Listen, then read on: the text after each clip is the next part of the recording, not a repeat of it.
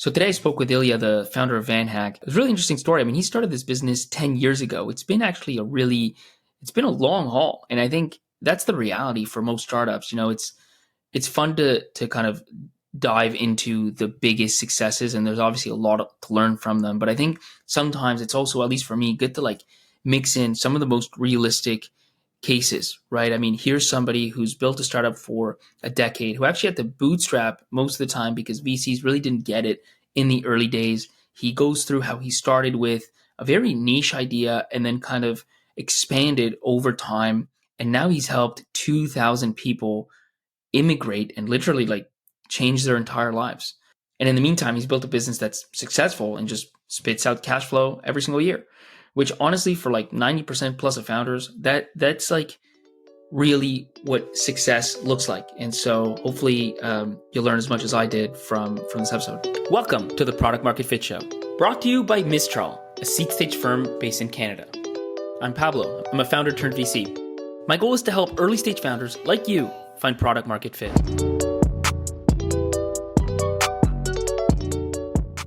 Ilya, welcome to the Product Market Fit Show. Thanks, Pablo. Excited to be here. Really curious to understand how it all started and then how you got to where you are today. So maybe let's really start there. Like, let's start at the beginning. I guess the first question, and this is what I often ask, is how did you come up with Vanhack in the first place? Like, where were you at the time? What was happening? And what was idea number one? Definitely. For me, it's a really personal business. It really connected to who I am and my background. So I think it's important to note or kind of start with the fact that the first memory of my life was actually immigrating. I was getting on a flight from the city I was born in Siberia, flying to Moscow, and then flying to Tel Aviv to move from the Soviet Union to Israel in 1991. It's literally the first thing I remember in my life. So immigration. How old were you at the time? I was 2.5. Okay. Yeah. So I was pretty young. And ever since I remember, I've been an immigrant, and it's been a big part of who I am and what I believe in. And so fast forward a few, decades later, I graduated from university and got 3 job offers, one in Brazil, one in China, one in India. I ended up going with the one in Brazil because that one, I had been there before and I really enjoyed my time there. And it also was the best paying offer. So I went to live in Brazil, and that turned into this kind of 4-year journey where I ended up joining a startup accelerator in Rio, kind of the YC or Techstars of Brazil back in 2012, and was kind of the token foreigner who was doing the sales and marketing and talking to investors, while most of the other guys were on the tech side, CTOs and software engineers. First of all, you mentioned like 2.5 years old, you moved from Siberia ultimately to Israel. Is that right? Yeah. We lived in a little settlement in the West Bank, so it's kind of timely now with everything going on in the world. But wild. Yeah, it's sort of called Ofra. It's outside of Jerusalem. And now you live in Vancouver. You also lived in Brazil. Like, what's that story? Did you go from Israel to Canada? Yeah. From when I was 5, we moved to Vancouver, 93, right before the Canucks Stanley Cup run. So I remember like the riot happening outside. Anyway, so diehard Canucks fan ever since then. And did you say you'd been to Brazil before? Like you kind of decide. I mean, it's not normal to get a job offer from. It's more normal the other way around, right? Than to go to Brazil. So like, just what was the tie there to Brazil? I think it's important with what you ended up building. Yeah. So I was doing kind of undergraduate business at Cornell, and a lot of my friends were going to work on Wall Street or consulting, and I really wanted to get an international opportunity. I thought that'd be kind of a differentiator in my career, and kind of the time to go abroad is when you're young, at least for a short amount of time to try it out. I was part of this because I was on the swim team. I also was worked and I was part of some leadership groups. I got this scholarship called Cornell Tradition, which gave me $4,000 of credit towards any travel volunteer work that I did. And usually people get that in their first year of university, and I got it in my senior year. So instead of having 4 years to spend, I only had 1. So basically did everything I could that year. Like on winter break, I went to Africa, and then spring break, I went to Brazil. I actually vividly remember I think it was December or January of my senior year. It was snowing outside upstate New York, freezing cold. And I was like, hey, I have this opportunity to travel abroad. where should I go? And my buddy's like, dude, you got to go to Brazil. You got to go to Florianopolis. It's where, all the supermodels from Victoria's Secret are from, and it's a great place and you'll love it. And then I realized later doing research that like there's no volunteer jobs there because like it's a pretty well-off part of the country. So I ended up going to Rio de Janeiro and doing volunteer work there with an organization called Halal. Once you're in Brazil, you decide to join this accelerator. Like, did you have a startup idea at the time, or how did that even come about? No, that was another random thing. A friend of mine from university posted on my Facebook wall. This is back dating myself, right? How old this is, about this accelerator. It's called 21212. They've since shut down, but basically it was 21 is the Rio area code and 212 is for New York. So it was connecting. I was an American guy from New York and a Brazilian guy from Rio who started it, and it was connecting American investors with Brazilian startups. They're way ahead of their time, actually, because right now LatAm investing is huge. Nubank and a lot of other startups have come out since. A friend of mine, sister, told me that they're having their Angel Day on a specific day, and gave me the address, and I just showed up, and people like just assumed that I was an angel investor. So it was pretty funny because I was this like broke college student who had just quit their job. And because people, I look like I'm a foreigner, I don't look like Brazilian, so people just assumed that I was one of those American investors that came to invest in their startup. So they started pitching me, and then like one of the guys there had done an internship in Vancouver, or like studied English in Vancouver. So him and I kind of became friends over that. And he's like, yeah, anytime you want to come by, just swing by the accelerator and hang out. I was at the time volunteering for a nonprofit, and so I was looking for like a real job. And then one of the guys who was in the accelerator, I kind of got wind by hanging out with them that he was going to get kicked out because he was just a technical guy and he didn't have any business acumen, at least at the point. Not that I should say it like that, but he didn't have the strong business side. And so I actually randomly ran into him and a few of the other guys on Ipanema Beach on a Sunday. And I just like turned to him and said, hey, like, I think what you're doing is really cool. It was a social network to help students get jobs. I was like, oh, I think what you're doing is really cool. Could I join as a co-founder? Give me 10% equity. Once you're in this accelerator, really what you start doing is, besides working on the startup, you start helping a bunch of different people who are more technical, technical types that don't, certainly not strong, let's say in English. And so selling into and pitching into like that investor audience, and you're helping them bridge that gap. Is that kind of what? I was just focused on my startup. So when I was in the accelerator, I was just like, okay, we have this company, like let's raise money. I remember like learning what a pivot was and learning about Y Combinator and like kind of drinking the startup Kool-Aid back then. It's really when I got my exposure into the world, like what an MVP was, lean startup, Eric Ries, Steve Blank, like all those, like learning all that. It was like drinking from a fire hose there, because like, people think like you lived in Rio de Janeiro, you must have just like partying and on the beach all day, but it actually was like the hardest I've ever worked in my life. One of the hardest times I've ever worked in my life was when I was living in Rio. I was in the office the whole day, like up till 10 p.m. or later. You're doing Brazil Saturdays. Wrong, man. Yeah. Well, I had fun too, I won't lie, but you definitely kind of was in the like demo day. There's a countdown. I remember I was they had like a countdown on the wall, days left to demo day, even hours left to demo day. I forget exactly. And so then you go to Canada. You're talking about once you go back to Vancouver, you put up a landing page. What is this landing page about? Like, what are you even pitching at this point? Yeah, so the original idea I had was to help people, because I was really working in the ed tech space in Brazil, and I didn't know that you can actually like get paid to do recruiting. I knew of like job boards, and I knew of like online schools, and I really liked the online school model where you can create content once and sell it many times. Like we were kind of like a Udemy model. I moved back to Vancouver, Canada Day, actually July 1st, 2014. I just started getting a lot of messages on Facebook because I posted pictures of, I'm pretty active on social media. And so I posted pictures on just saying like, oh, I'm super happy to be back in Vancouver, like really nice picture of the False Creek and stuff. And people start commenting on those and be like, oh, this is so beautiful. One day I'd like to be there, like in Portuguese. And some people DM me about it. And so I thought like, maybe if we can help people learn how to code, come to Vancouver, learn how to code, and then that way they can kind of move here or like improve their careers. And so that was the first idea of the landing page. And I just threw it up on a lot of Facebook groups, and people started signing up. Like I think we got like 50 signups in the first day. The pitch was come to Vancouver, learn how to code, and something like that, and move to Vancouver. So I originally thought the people who would first like want to come to Canada, like to buy my course or take the program. Well, actually, originally I thought it would be like an in-person course. People would fly here, which then, just realized it's like super expensive. Getting visas is a challenge. I was gonna say, I'm like, really? That's a big ask. Okay, that makes sense. Cool. Because I don't know, I just threw something against the wall. That's right. And I had an inkling though that there was something there. I didn't know exactly what it was. If I remember correctly, when you were helping people with the resumes, you were unemployed, right? At that time? Like, did you, is that like, I just in hiring, I was just thinking about it. Yeah. That's actually funny. This other detail. So I ended up like just not, the Brazilian startups didn't work out. That's a whole other long story, but ran out of money and, I just didn't get along with the co-founders.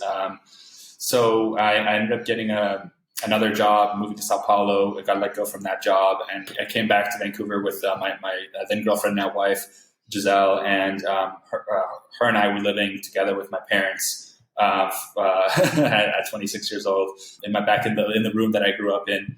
And I was also like looking for a job because, I was thinking like, I want to marry this girl, but how can I marry her? But I don't have a job. So I went to all these meetups and I started like looking for roles, applying to jobs. It's funny, a few of the companies that I applied to ended up becoming customers of Vanhack, like Mobilify and Hootsuite. And Unbounce too, actually applied to work there. And so what ends up happening, like you get this kind of first customer, which is a huge deal, $40. And then does that like become a real business? Like how long, because you ended up, I would say, let's say pivoting or evolving maybe into something bigger around recruiting, which is what you're doing now. And what we'll talk about shortly. How long were you running this kind of career coaching service and how did that grow? I think we launched the official website in January of 2015. It wasn't incorporated. It was still a side project I was working. I ended up getting a job at Best Buy in the analytics department, not like in the store, but in the headquarters in Vancouver. And then afterwards, I left that job to work for a startup accelerator, which is more kind of my thing. Vanhack was a side hustle for the first year. Doing this English course. I quit my job and went full time December 31st, 2015. So since 2016, been working on it full time.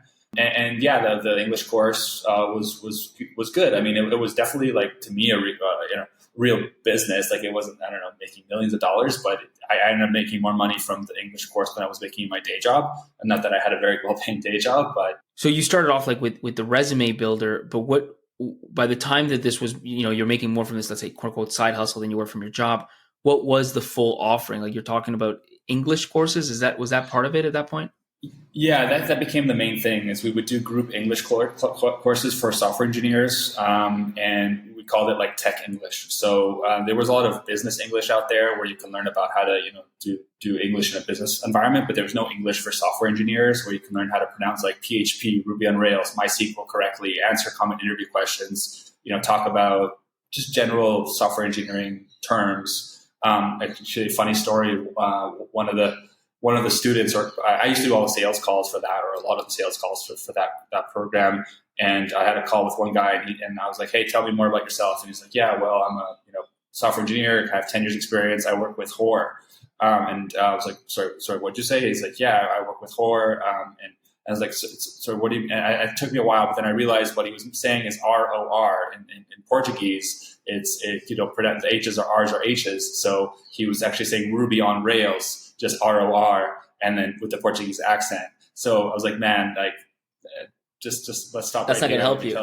That's not going to help you. Can't say that in an interview. Yeah. So I was like, just say I work with Ruby on Rails. What were you charging, by the way, at that point, or what was the business model?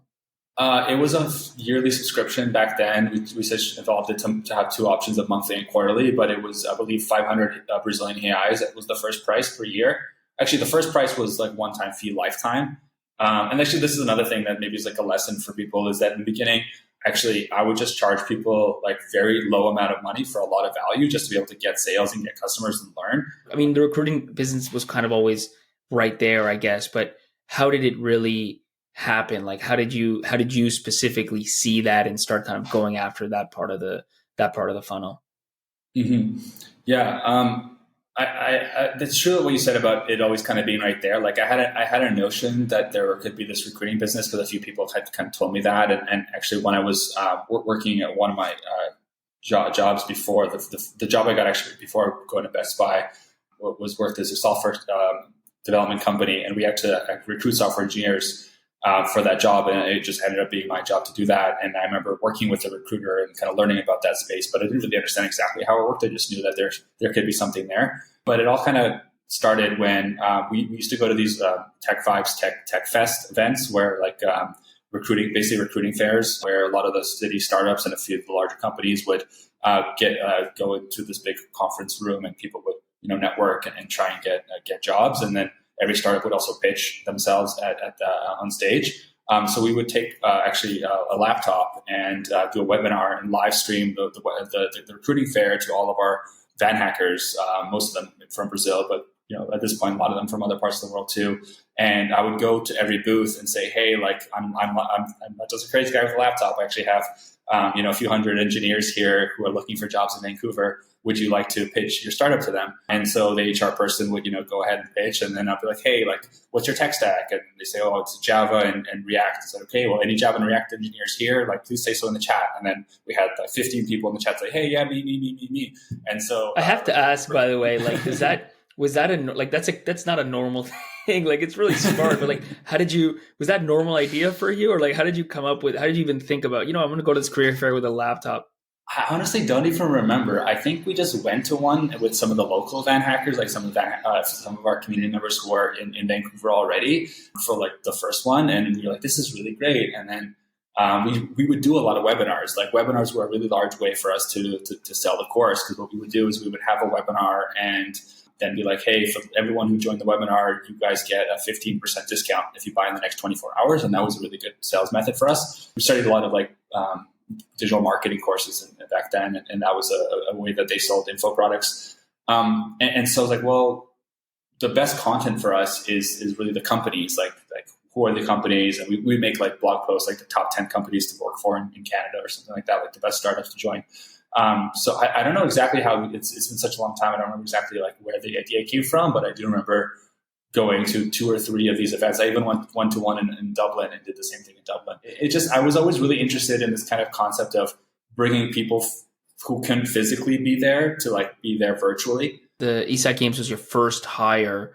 I'm sure that was a kind of a pleasant surprise. But what do you do from there? I mean, you're still running the school. Do you start like right away focusing on recruiting and earning more from recruiting, or do you have a few of those other kind of serendipitous moments that really awaken you to the opportunity that exists in recruiting? No, we started going pretty strong on recruiting, because realized because we were making, I think at the time, I forget exactly how much it was, but I remember the Thinkific hire, we made more money from the Thinkific hire than all the like new ARR that we added that month for the English school. And there was a lot more work for the English school, because like I was giving all the classes, I was doing most of the sales, like I was in Slack 24/7 chatting with people on DM. Like it was a lot of work to service that. But the hire, we just did a webinar and then the money came and then that's it. Like there wasn't any other work there. So I kind of was like, you know what, let's go all in on the recruiting side. And then we also changed the price to 15%. We changed it to 20% of annual salary per hire. I remember making like our first 15% hire, kind of happened really in a funny story. Like I was just waiting for my wife to get ready on a Friday night to go for dinner. And I was like, hi, I got some time. And I remember like there was a Java developer I just met, and this company Traction on Demand was hiring Java developers. So I just sent an email connecting Anthony and Fernando. Didn't think much of it. And a few weeks later, there's like, they said again, hey, we hired Fernando, and the salary was $100K. And so we made $15,000 from that. And so I was just like, damn, like this is incredible. So yeah, it kind of just opened my eyes that this is a big side of the business. And how did you, like, what were some of the unique things that you did? I mean, recruiting is an old business. And one of the challenges with it being a services business is it's pretty hard to scale. Like you're kind of only as good as the recruiters you hire and these sort of things. Like what were some of the things that you were doing that were unique that you felt like were maybe either more tech enabled or at the very least like more scalable? I think the biggest thing for us was the community side of things. So building the community. For example, I think I mentioned this a few minutes ago, but our candidates, they call themselves Vanhackers. There's really this feeling of like we're in it together. And I think that started because we have that kind of English school or like education in our DNA of we're all students in the same classroom, working together, friends, and trying to learn and get to the same success outcome. What I think that did is that made people really want to invite their friends to Vanhack, tell them about us and believe in us. We have a Slack group with about 90,000 people in it where we chat with our engineers and candidates pretty often, education, content. So kind of creating that community vibe, which makes it so that candidates are, applying to jobs quickly, and we can get candidates that are really good. So, yeah, I think that's a big thing. Another thing I think that's important is we did build a software platform, right? So we ended up hiring from ourselves. Our CTO, Thiago, was actually our first employee, still with us today. Built out this kind of a combination of a learning management system and an application tracking system. And did a lot of tech work to kind of automate the processes. Yeah, tell me more about so the candidate side. I think that's a clear edge in the sense that if you're going to developing countries, there's going to be way more engineers or just high quality candidates in general that will resonate with the value prop because they see the opportunity of living abroad. Maybe they specifically want to learn abroad, they want to make more money, whatever it is. Like the kind of ROI for them is pretty clear. What was it like though landing on the customer side? Because there you're competing with just about any other recruiter who also charges 15 to 20%, who also promises great candidates. What was that part like? Like any stories to share there in terms of like how you got these customers to try you and then to continue to rely on you to make hires, which is not easy? Generally, the biggest thing was just that we had a lot of senior candidates available, and we could provide them very quickly, right? So other recruiters would come in and, say, we can probably send you some resumes in a few weeks, and they're probably sending the same resumes as everyone else because there's not that many people who are looking for jobs inside the same city. Whereas we had kind of new fish that we can bring to the pond, if you will. So we had this talent pool. I always say this, and it's true, that there's more engineers who want to move to Canada than there are in Canada right now. Like there's just probably 10 times more. And especially if you're looking for the ones who are looking to work. And also, it's, you have to say that for startups, they're budget conscious. So they can find a software engineer who's willing to work at a little bit lower rate. That's important too. And then over time, what we realize is our engineers as well, they stay longer, stay for about 3.5 years. So we didn't know that in the beginning because we were just getting started. In the beginning was all about like, hey, I have this Ruby engineer, and I would literally edit resumes and remove contact information. We also used to send out Excel files where we have skills of people like here's engineer number 1 would have 5 years of experience overall and worked with Ruby, blah, blah, blah, blah, and engineer number 2 and number 3 and number 4. So we just had what people wanted, supply and talent. Whereas other recruiters, I'm sure they were also great, but they just maybe didn't have as many. And really, I think when we hit product market fit on that side of things was when we started getting customers asking us for a lot of engineers. At that point, what were some of especially in those early days when you still now, I think Vanhack is a pretty known name, certainly in Canada and probably abroad. But in those early days, what were some of your best tactics to land customers? And how much was inbound versus outbound? And specifically on either side, what were some of the things that were working really well in those early days? Yeah, yes. It was all outbound. It was all outbound, just cold calling, cold email, LinkedIn, going to tons of meetups, tons of events, hiring fairs, startup events. I think you and I met at SAS North, I believe, just going to events. So really just, again, hustle. One of my favorite tactics to kind of get people to believe in what we're doing is, when I meet someone on a sales call or go into their office and have a meeting or run into them at an event, is I'd ask them, so tell me who you're looking to hire. And they say, I'm looking for a Ruby developer with 10 years experience. And then I would go to the Slack group that we have and say, hey, I'm here with CEO of X company, and they're looking to hire a Ruby on Rails developer with 10 years experience. Anyone here with that description who wants to move to Ottawa, please comment here. And then we would continue the conversation, and then maybe 10, 15 minutes later, I'd be like, hey, let's check, if anyone commented on the post. And then I would pull out my phone again and open Slack, and there'd be like 10 people who'd say, hey, me. That's great. Right. And and it just was like real, like, hey, there's actual people, actual talent who actually want to work for this company. And so, it's not about just like me talking. I can talk all day, but if I can show you on the phone, like, here's real people, and I like would open up their profile on Slack with their profile picture, and like, here's Pablo, he wants to work for you, right?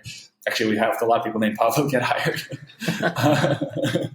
Sorry. Anyway, so yeah, that was, I think, probably one of the best tactics. Referrals were really good as well as kind of businesses started, because I think with recruiting, it's a double-edged sword. There's a lot of players out there. There's a lot of kind of not so good reputation players out there.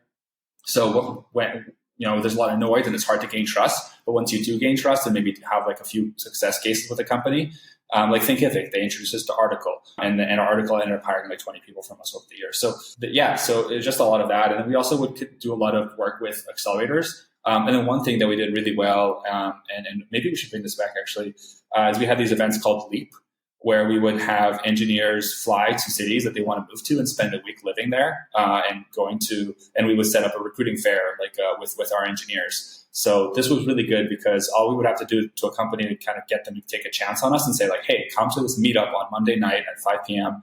at Mars. There's going to be, some beer and food, and there's going to be 15 engineers who want to move to Toronto. Would you like to meet some of them? No cost, right? Just go there. You only pay us if you hire someone. And those were really, really good because we would end up creating kind of like a mini marketplace where we'd have like 10, 15 startups from Toronto, 10, 15 engineers. And then all of a sudden, like the best two would get 2 or 3, 5 job offers.